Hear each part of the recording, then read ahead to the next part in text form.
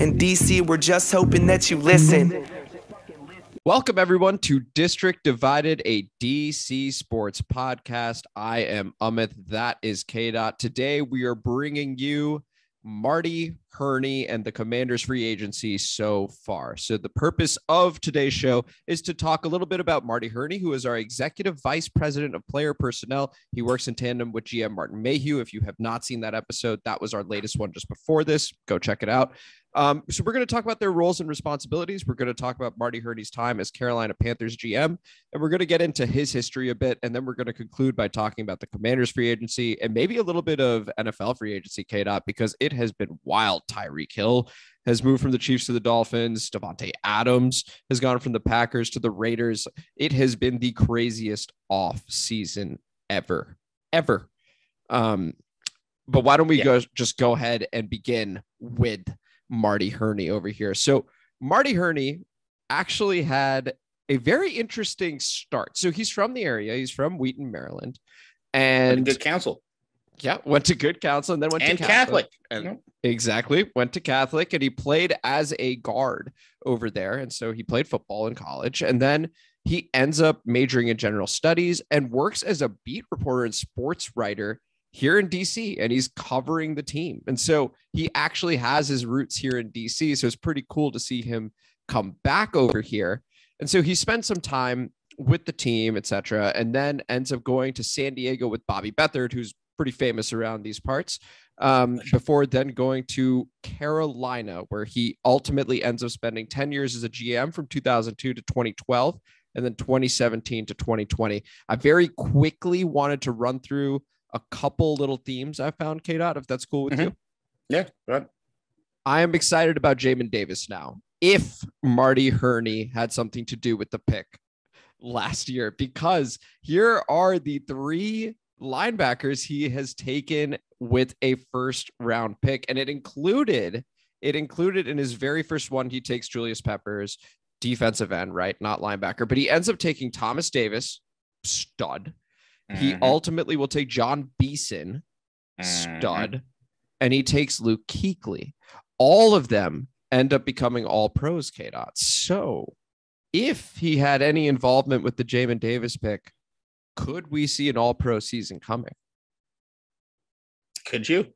I could. Now I can. That's the thing is, like, we can say throughout history, because Carolina has sucked so much, they have been in the top half of the first round, and able to pick a lot of great studs. Now, I know, as you know, NFL drafts can be a crapshoot, at least in certain positions, right? But if you have a good infrastructure, which is what Carolina's always kind of been known for, is having a good defensive structure, then they have guys who can come in and perform adequately off the rip, and they've done great. And it's not even like perform adequately. Yeah, Luke Kuechly is one of the greatest linebackers I've ever seen in my life. Undoubtedly. John Beeson was a fucking monster. Like, all these guys at some point in time were thought of as a top three linebacker in the league. And that speaks to, you're picking right. You deserve credit for it. Yeah, deserve credit for it. I just wanted to quickly highlight a couple other picks that he made over the course of the draft that weren't just first round picks. Other first round picks include, of course, Cam Newton, which was one of the more obvious picks you'll ever make, similar to Martin Mayhew taking Matthew Stafford in 2012. Cam Newton was taken round one, pick 1, 2011 for the Carolina Panthers. Another couple picks he made, and actually on the offensive line, he's taken Ryan Khalil, center, who ends up having a couple all-pro appearances, 5-time Pro Bowler. That was in 2007 with a second-round pick.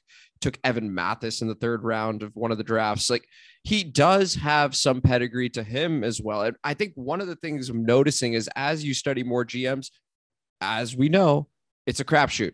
Plenty of hits, even more misses. But between Mayhew and Hurney over here, I feel somewhat confident. I feel pretty confident that we can end up having a couple good drafts, assuming that everyone can stay together. K-Dot, in the past, you've talked about, keeping a coach for 5 years regardless, right? And so with Rivera, this would enter year 3. If we were to do that, I presume Marty Hurney and Martin Mayhew would stick around for a bit. That's at least 2 more drafts right there. 3 more. Yeah. And you look at their history. I mean, it gives you some promise, right? But I mean, when we go and we start breaking down exactly whose responsibilities and roles are, you'll start, the more I'm saying that it looks as though these three gentlemen are tied at the hip, at least two more than the other guy. But I think all of these guys, once they're now in the position, will be here the rest of Ron Rivera's run. Yeah, totally agree. And so let's dive into that a little bit. So Martin Mayhew is officially the general manager. Marty Hurney is officially the executive vice president of player personnel. It's not pro personnel, not college, like it's players. So that basically, to me, I don't know about you, I've been trying to read about it. Sounds like it's kind of the same thing. It's like a two-headed monster, if you will, evaluating talent. They're just names. Like, that's the thing. Yeah. Every organization, they do what that person's responsibility or job, what their roles are completely different. I mean, it's all about assessing and going and devising plans to go get other guys, regardless of whatever the title is. I think it changes depending on the team. Yeah. And so just to name one guy, for example, who's pretty famous, Scott Pioli was an executive vice president of player personnel for the Kansas City Chiefs. I want to say maybe the Pats. I think it's the Kansas City Chiefs. So, Chiefs before that was Pats. There you go. Okay. So that's why I had both. So you see it. There is precedent for this to occur in the NFL. So now the question is, do we trust them? And we've seen the hits, we've seen the misses. It's only been 1 year so far, and we do have a draft coming up. Just to name some places where Marty Hurney has been. Of course, he was at the NFL Combine, so he's part of the scouting team, of course.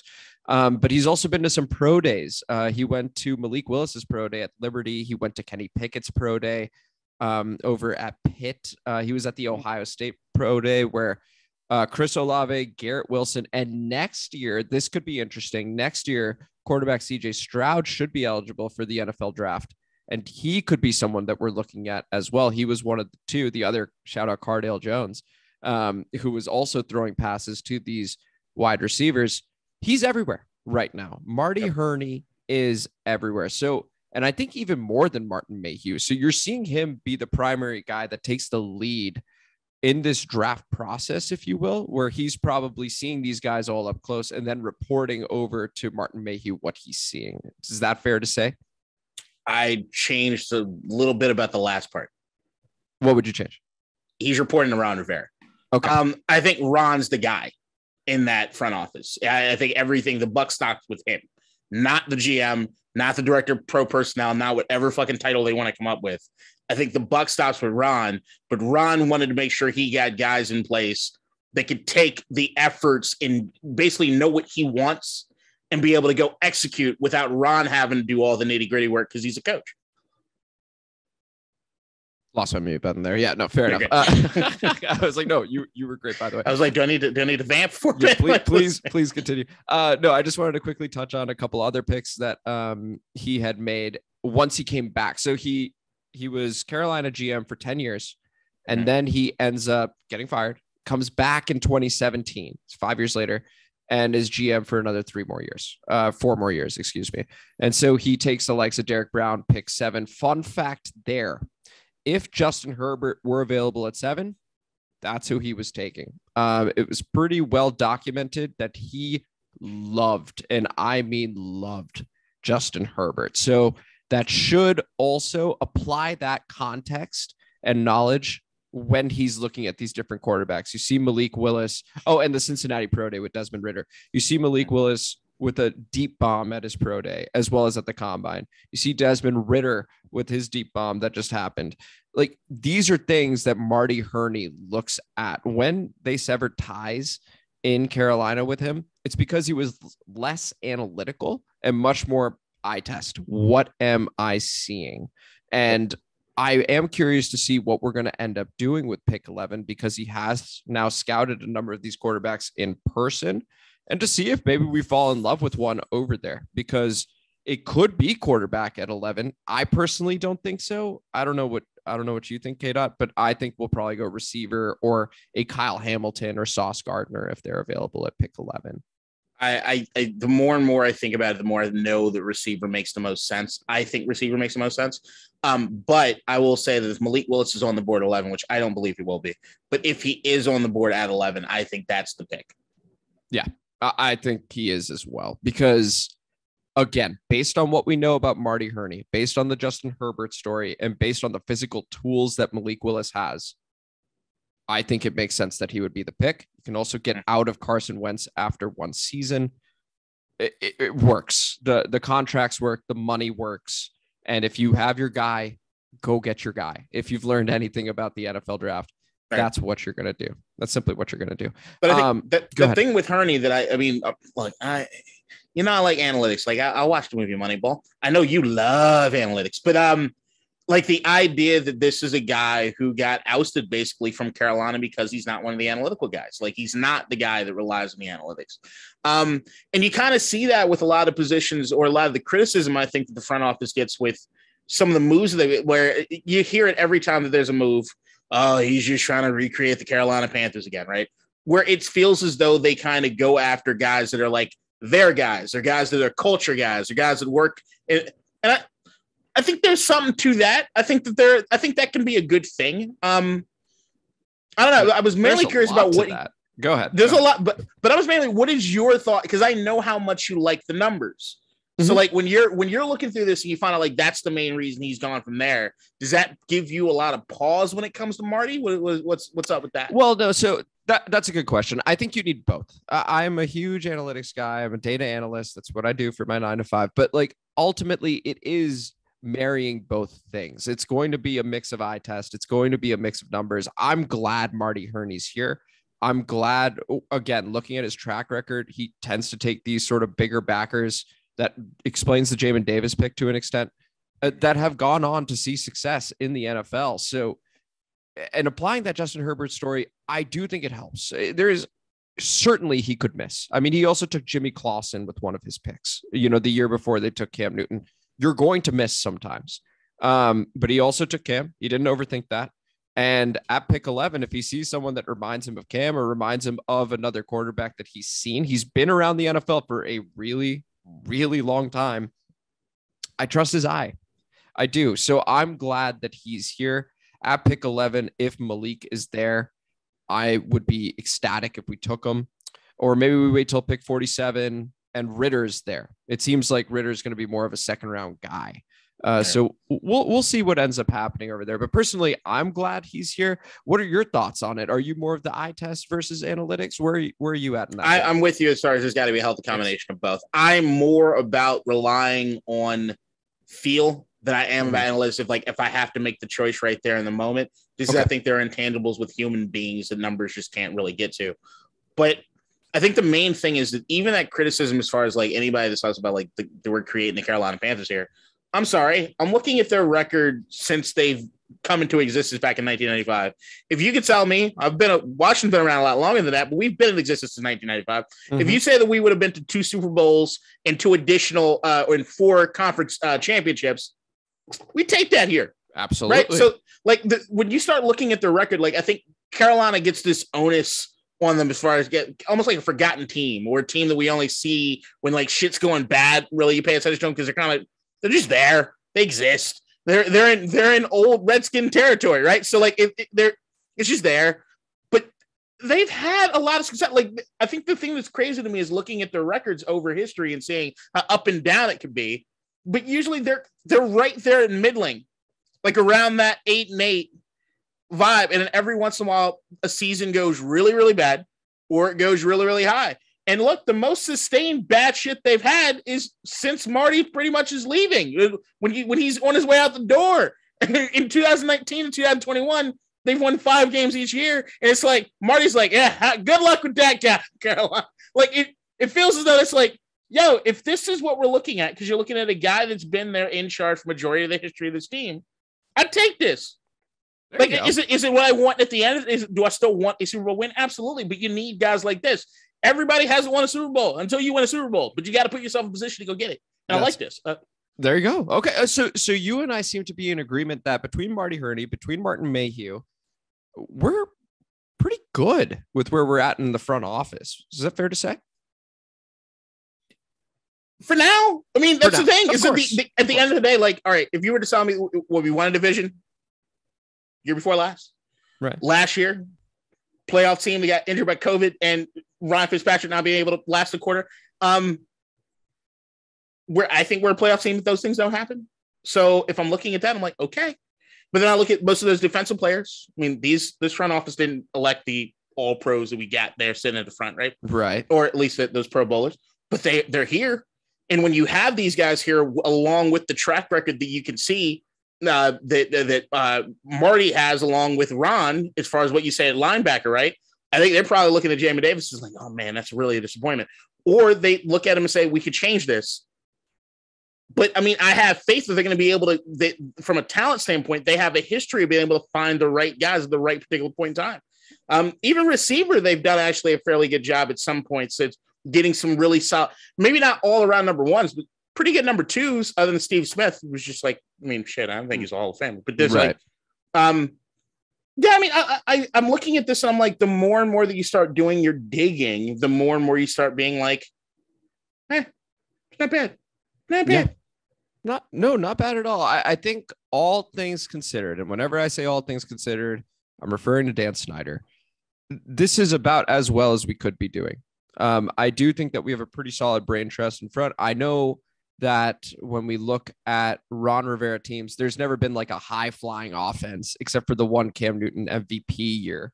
So it's not the sexy, 2021, 2022. You see McVay, Zach Taylor, like these guys just getting hired and all of a sudden, boom, like, they're in a Super Bowl and like, it's not going to work like that here while Ron Rivera is around, while Marty Hurney, Martin Mayhew, etc. But they are trying to build it slowly but surely. So there is reason for hope, I think, is sort of the point I was making and that you're making. I did want to talk, though, because you did say it could be a good thing getting all these ex-Carolina guys, because that's exactly what free agency has been to this point, K-Dot, other than the J.D. McKissick thing where it looked like he was going to Buffalo and did a quick all U-turn once we matched the offer, which we'll get into in a moment. But Andrew Norwell, F.A. Obata, like these are guys that the organization is familiar with. And these guys, I mean, what experience, what pedigree do they have? I think that's what's frustrating fans, right? Is like, okay, it's one thing to bring them over if they have been to a couple Super Bowls or have a lot of playoff experience, but this just feels like more and more of the Carolina North, right? I mean, F.A. Obata even mentioned it when talking to the press. He's like, it's because of Ron Rivera. I know the guy, so it works for me. You want some hard truth? Yeah, I want some hard truth. There ain't a goddamn thing that front office can do that's going to make Washington fans happy. Well, I guess that's true. What I want you to do is I want you to look back over the history of your time as a fan of this organization. Okay. Think about every offseason you got excited about something they did. My eyes are closed and I'm doing that. Think about when they actually started playing, if any of that excitement ever really became fruitful on the field. Don't win in March. That's all I learned. So I'm saying, shut the fuck up. Look, I get it. We are beaten down, feel like shit. We're all experiencing PTSD and depression, and it comes out in all these different ways. Twitter vomiting, right? We can't look at anything without thinking, how is this going to go wrong? And it's fair. It's fair, but it's not rooted in anything other than our fucking trauma and our history of our being a fan of this organization and knowing from a karma standpoint. Here's what we all know karmically. Dan Snyder's at the top. Good things shouldn't come to a team that he owns. Here's what we also know. Look, there's a good majority of you guys that are still fighting to call them the fucking Redskins. The other half of you are still your old Facebook post. You can still go ahead and take a look back at how often you defended that bullshit. I'm just saying, There's a lot of things that we realize we know we can't trust. We just don't trust here, and I get it. And there are some valid criticisms as far as this offseason goes. But the idea that we're just Carolina in the North. Look, the Andrew Norwell signing. It's a good signing. If you honestly look at it, he's cheaper than Eric Flowers was. Right. And then you also got to remember, why the fuck does Eric Flowers have any value? They coached him up. He was a bust. And they thought his career was basically over. And he got resurrected in Washington, right? J.D. McKissick.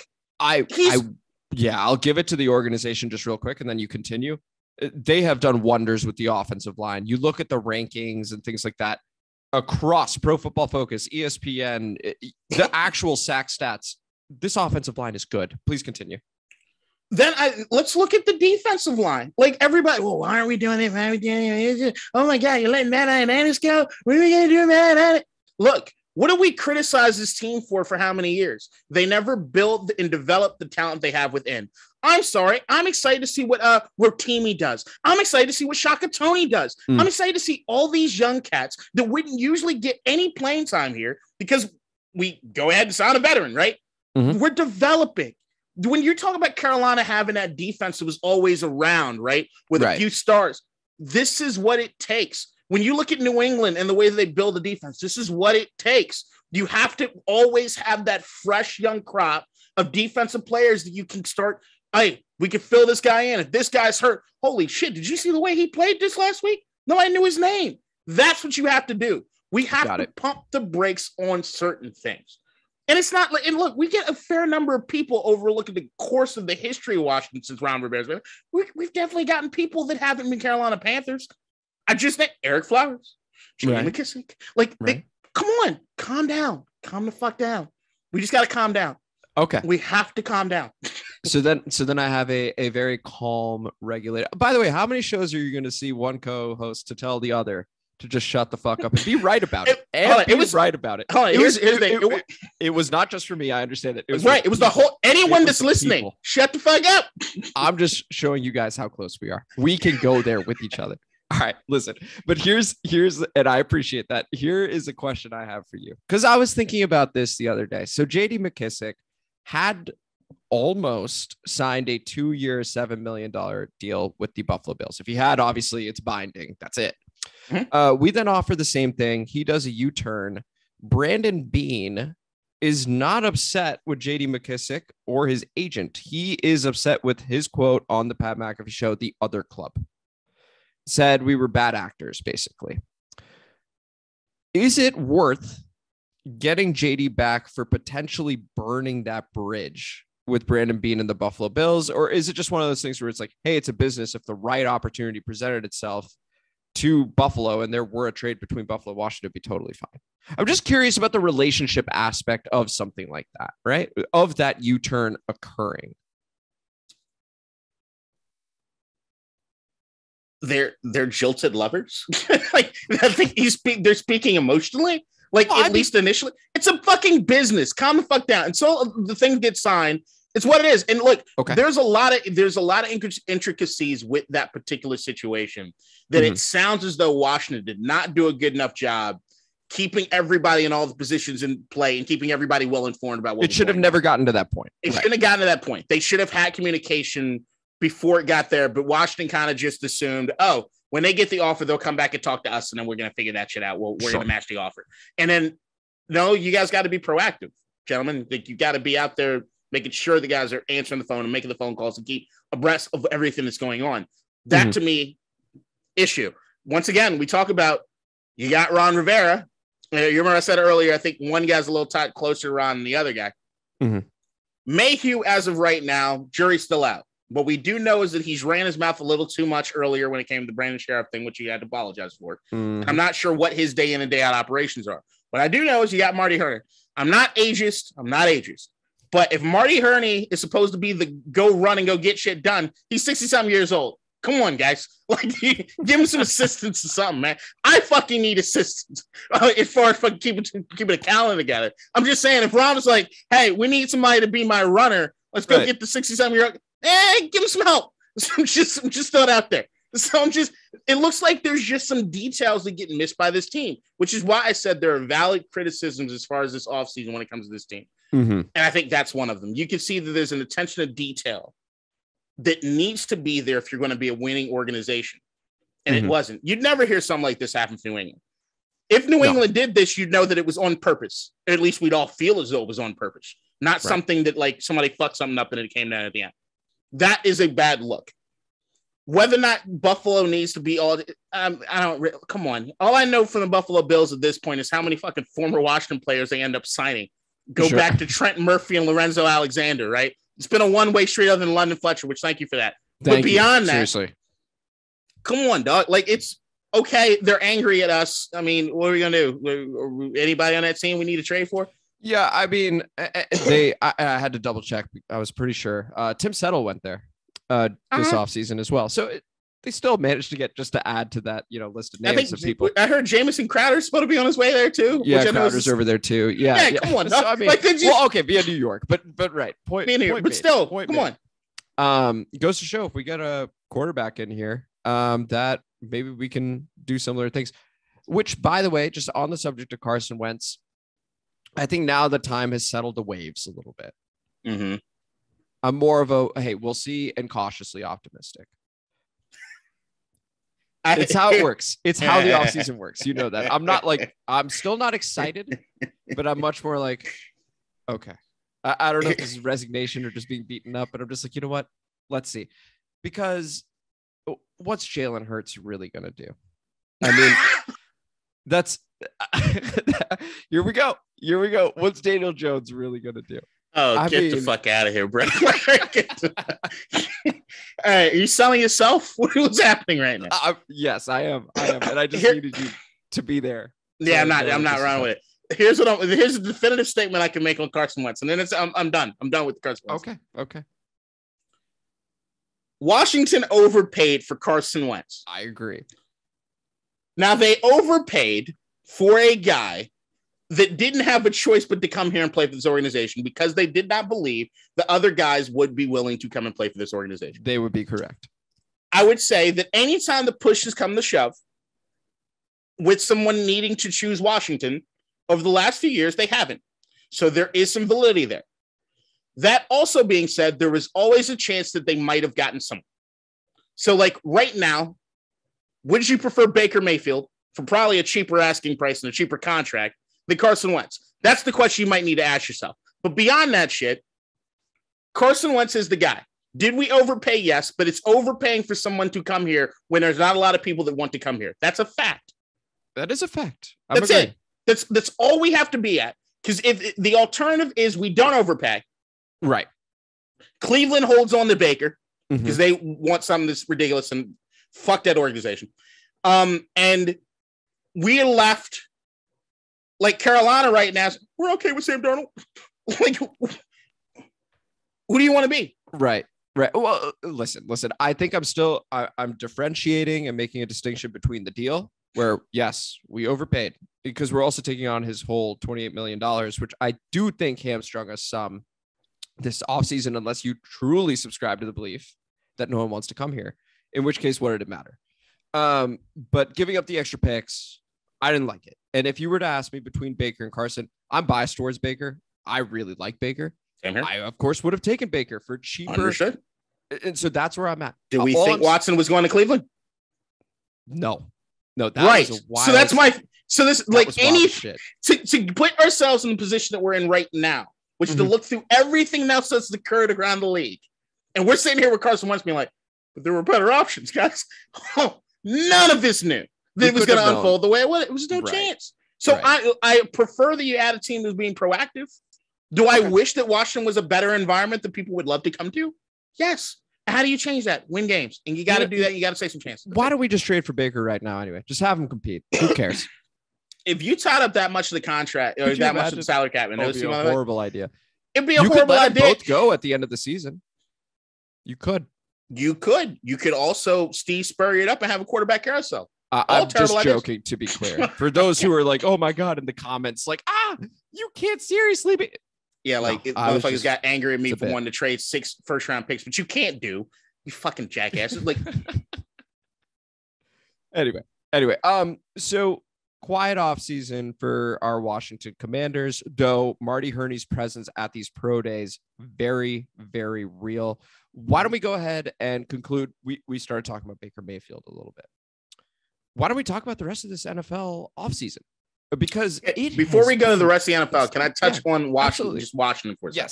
Yes. So looking at Washington, which I know everybody, it has been a fairly quiet offseason, right? Mm-hmm. But I think what you guys got to understand, if you think we were going to go get Bobby Wagner when he's looking at LA or Dallas to go play for, come on. Tyrann Mathieu, when he's looking at the teams that are also vying for him, did you think that we'd pick us? Like there's what moves did you really want us to make? Like, is what I'm really asking. So, like, the Andrew Norwell to me over the Eric Flowers situation, I like the move. Cheaper and a guy who has a track record of performing consistently. I like it. And we built Eric Flowers up. Just put it out there. Beyond that, they re-signed Danny Johnson, which I thought was a very good move. Outside of that, Troy Apke back. Bobby McCain's back. Tyler Lawson's back. Troy Apke, no matter how much you feel about him on the defense, he's special teamer. Really good at special teams.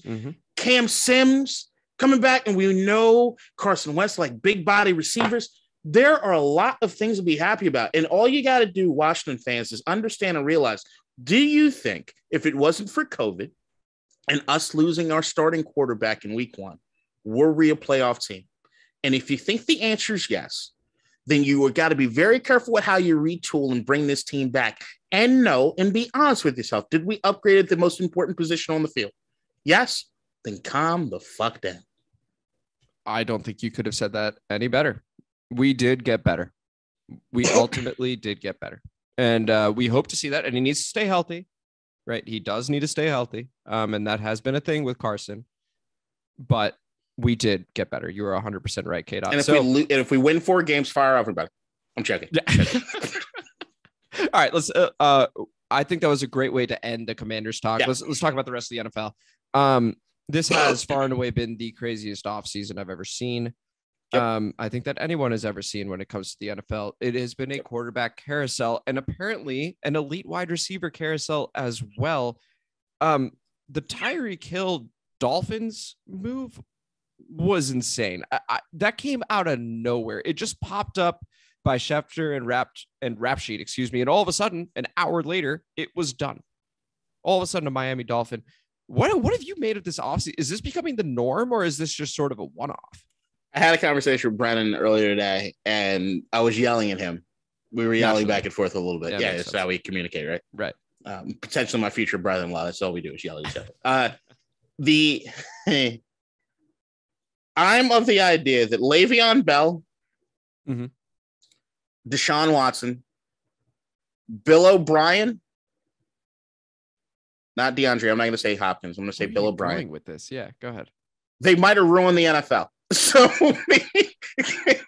they might have. I got to hear this. They've unequivocally changed the way the league works. This is the way I'm thinking about it. Are you a fan of the NBA and the way the offseasons work in the NBA? I think a lot of people are. I am. So this is where we fundamentally have the player empowerment movement, I think, has come to the National Football League. In the NBA, you're going to be hard-pressed to find anybody that actually roots for a team. If you're rooting for a team, it's because you like the city that you like the city that they play in, or you love the logos. Because you're not really rooting for the players to fucking move around the goddamn season. Right. So I think what you're seeing in the NFL is that also that has changed. If you look at the amount of guys that are long-standing quarterbacks for these teams, and they've gone, you're starting to see players realize, like, I don't have to play if I don't want to. Le'Veon Bell, if you don't pay me what I think I'm worth, I'm just not going to play. You can't force me to do it. Got it. Deshaun Watson, hey, you guys know what the situation is. Look, y'all going to have to keep me the fuck out of here. Do whatever you got to do. They understood we have to move him out. The only way this is going to work is we move him. More players are starting to understand where they're at and where their power is, and they're flexing. Devontae Adams in Green Bay. I'm not playing here anymore. Right. Figure your shit out. If you can deal with the media, your fan base saying you could get all this draft stock to go replace me, you're choosing not to do it because you want to prove a point. Okay, fight that fight. I'm not playing for you anymore.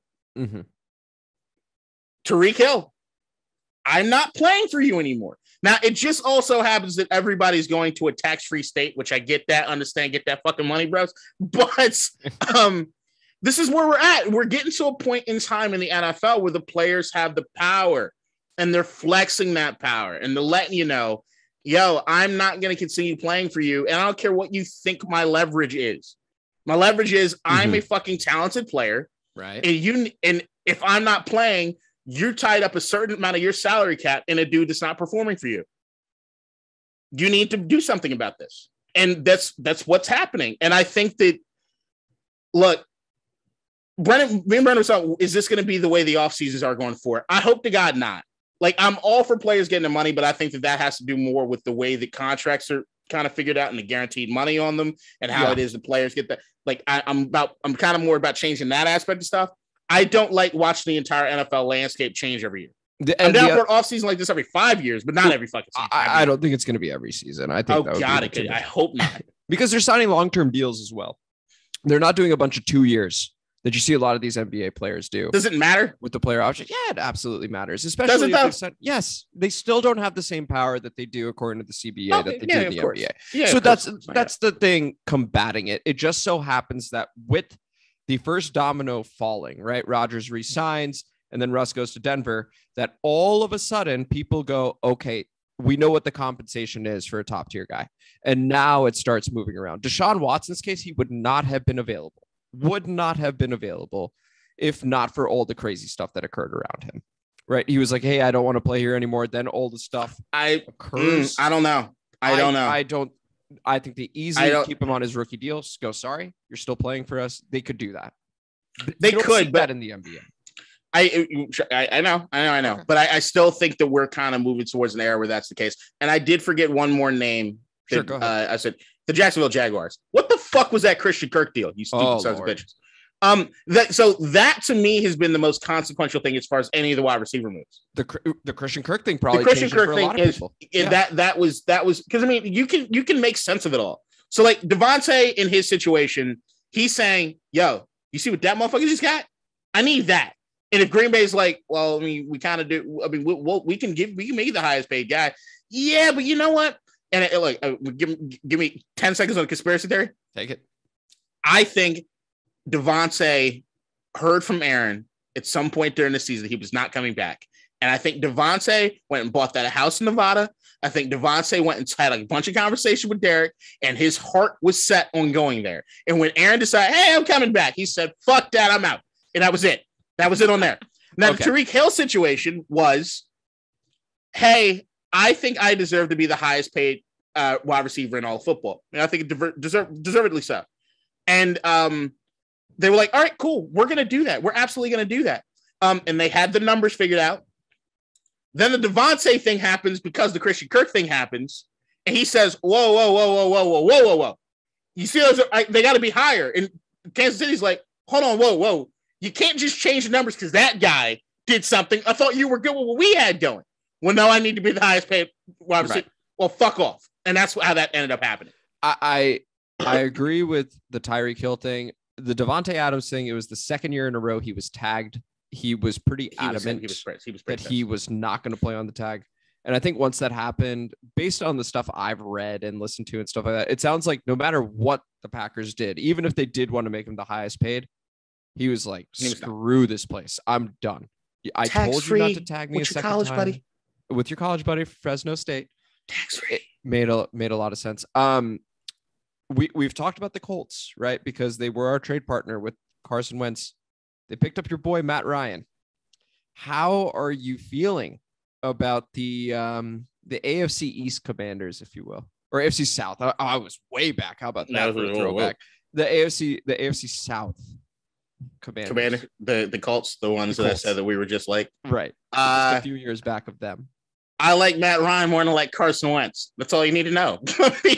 Beyond those things, Matt Ryan's contract is fucking insane. It is. But, look, I love Matt Ryan. I think he's perfect for what it is they're going to do in Indianapolis. I love this move, and he gets to move away from Atlanta and just go do something with the team that's going to be a contender again. Because a lot of shit that's happened in Atlanta over the years, I do not fault Matt Ryan at all for the same way I felt about Matt Stafford in LA. Put him on a team that has an actual. I think this is setting up to be very eerily similar to what Matt Stafford got when he went to LA last year. Is Matt Ryan he's on a contender, and you get a guy who's been that hungry for it. 28-3 still rattling around in his head, and it wasn't that he collapsed with that fucking defense. The play calling was shit. Right. That to me is. Put Indianapolis in there the dance. I'm doing that already. I'm saying that this is to me eerily similar. Now I wish that Indianapolis continues to be aggressive to put talent with him. I'm not sure how much salary cap they have, and what I know that Atlanta had to eat some of the contract. But I still 40 have no million idea. dead cap. It's insane. Yeah, it's so like they need to be aggressive in making sure that Matt has all the pieces necessary. Just the same thing that LA did. There should be no excuses. This guy has wanted it for this long. Put the team around him. Let him know that you're all in, and he'll perform. Yeah, I'm curious to see what General Manager Chris Ballard does over there. I will also say that Carson Wentz makes more sense for where we are right now than Matt Ryan does. So while I think that Matt Ryan is the better quarterback, given his age, given where he is at his stage of his career, and given where our roster is, I think we like our roster, but I don't think it is. That's why we wanted the elite guy, is for the now we're in win now mode. With Carson, I can't really say you're in win now mode.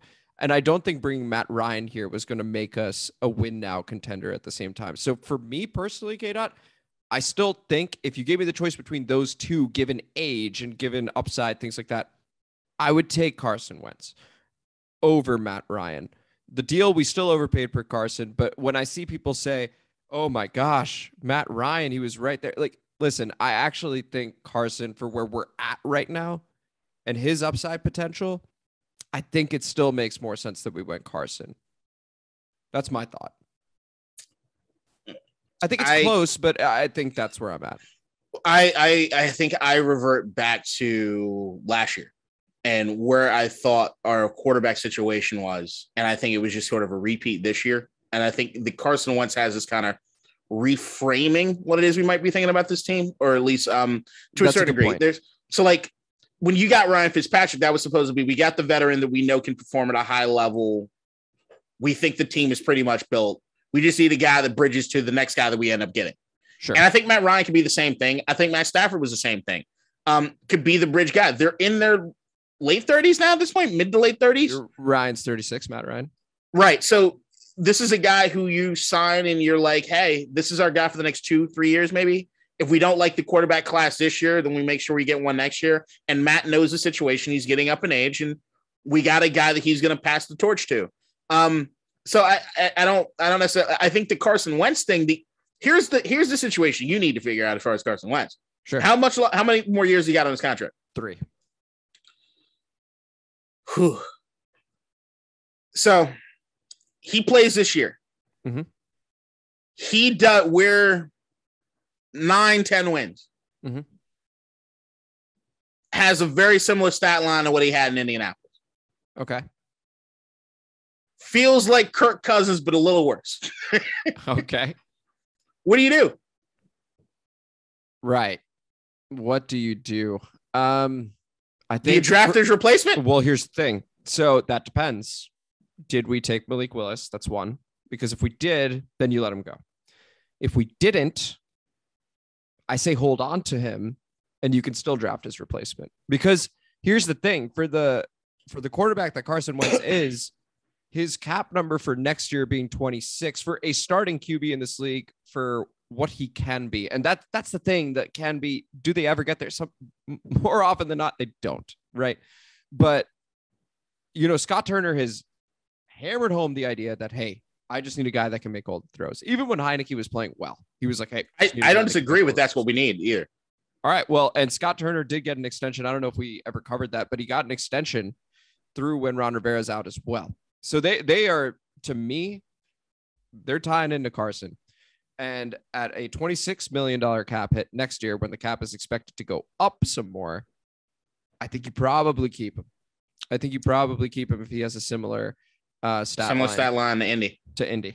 Yep. I think that's where this is headed, is 2 to 3 years of Carson Wentz. Unless Carson plays lights out. All I'm predicting right now is going to be a lot of upset Washington fans, regardless of whatever it is we do with Carson. Oh, we're all upset. We're always upset. I think that we're in that sort of situation where he hasn't aged out, right? So we're still hoping that there's some. So that's the thing, is like this. The promise is what's going to be really, really weird with Carson going forward. Is if he shows promise and the want and desire to, hey, let's keep him around for a little bit longer, just because of how long we've had a drought of good quarterback play. I think becomes interesting. This is why I always said that, like, my thought process was that I wanted somebody that I know exactly what I'm getting. I know exactly what I'm getting because I know the ceiling there. And if I know the ceiling there, then I know I can want more. And it's okay to want more. With Carson, I still think, I think to a certain degree, we kind of know where the ceiling is. I think with this deal, and if you're thinking this is what they think the ceiling is 2017 MVP caliber level Carson Wentz. It's a defined ceiling. I think that's fair. And that's fine. Yeah. I mean, it's been a while since he's been there, but it's not sure he's going to get there, but you've seen what he can do at his heights. That's fair. I think that's why. Yeah. But the 26-year-old thing makes you want to keep it going. And I think that's the thing that's going to be interesting here going forward. So I get it. I understand. I like the idea of the upside too. But the thing is, it just depends on how you want the team to develop. Am I more comfortable with and that's the other thing is that if the quarterback class was just stronger this year, right? I know. Then this is very different. Right. We probably don't even do this. We just hold on to 11 and we get somebody, or we trade up. But I think if you're going to do this, so you look at it as a 2-year project. If we don't draft a quarterback this year, then we'll definitely draft a quarterback next year, unless Carson shows that he's a stud. And I'm fine with that. I understand it. I can conceptualize it. I get it. A stud, I would too. If he's a stud, or if you draft a guy and we know that he's serviceable enough, we just got to wait until this other guy is ready. Understood. Because I do the same thing as far as convincing us to get Baker here. I just think I'd do more legwork to convince us to get Baker here than I would Carson Wentz because I like Baker. Listen, same. The one thing, and then we can wrap this up, that I will say about Carson Wentz, I'm not sure it's a good thing or a bad thing yet, but some people, when they're backed into a corner, do extraordinary things. And when you look at Carson Wentz, I know, don't get me wrong, I think he'd be on a vengeance tour. I would be all in on the guy. I love his charisma. Although you could question his maturity given the Deshaun Watson stuff. Absolutely. You could. I think that was a red flag the way that was handled. I don't blame him. I don't blame him. Fair. Fine. But the way it was handled, I think it could have been better. Here's what I'd say. So Carson Wentz was drafted to be the golden boy in Philadelphia, and he was adored in Philadelphia. It had to go really, really badly for him to get shipped out. That's the truth. They stuck somebody came swinging that thing. Yeah, it was swinging that thing. And then he goes to Indy, where he gets that comfortable reunion with Frank Reich. Basically, he's been in places where he's been comfortable. He's the guy. That's a situation which is good for him, supposedly. And now he's at a place where it's not necessarily comfortable. There are very mixed feelings about Carson Wentz being the quarterback here. And there's no Frank Reich. There's no safety net. And if this goes badly, this is it. So I'm very curious to see, and I'm not saying that this works or it doesn't, but I'm very curious to see how he handles this specific situation, because we could see the best. We could, or it could flounder very, very quickly. I am very curious about him being backed in this corner, so to speak. He doesn't even want to play here necessarily. We don't know. I'm curious. I'm curious how this goes. I think that's so. I've been trying to play devil's advocate as best as possible this episode, just to kind of throw shit in there. Oh yeah, it's great. It's great. Yeah. Look, this to me, I still think Jim Irsay is the one that pulled the trigger in Indy. I don't think Frank Reich wanted it. I don't care what that athletic article said. I don't think Chris Ballard really wanted it. I don't think the teammates wanted it. I think they were willing to come back with Carson. I think Irsay got a little hot and wanted somebody to fucking throw their head out. And like Carson was an easy thing to do as far as you look at the stat line. I still continued looking back and watching all the goddamn game film. I've been using my Game Pass to look at Carson Wentz. And I think that there's still something really, really real there with Carson. And I do believe that you have an organization that knows nobody wants him. You've got a quarterback that knows nobody wants him. You put those two together, regardless of how they feel about each other. Let's go make some fucking magic happen. And I think that can be an incredible thing if they're just meant for each other. I don't think that there's a quarterback that exists in the landscape of the league more meant to be a Washington Commander than Carson Wentz. And I just think I got a good feeling about it, but I mean, jury's out. Jury's out. But I would say that was a pretty positive note to end on. Let's see how Carson does. And this was District Divided. This was the episode on Marty Hurney, a DC Sports podcast. Really appreciate you guys taking the time to listen. Once again, it's been a pretty quiet offseason for the Washington Commanders. That is becoming the norm. And I think K-Dot and I are both okay with that. And we're okay with being Carolina North as well.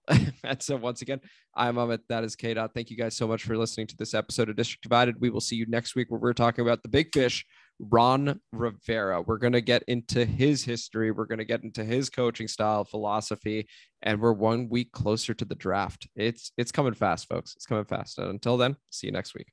From the back, McLaren's going to win. McLaren, the comeback season stuff. Ow!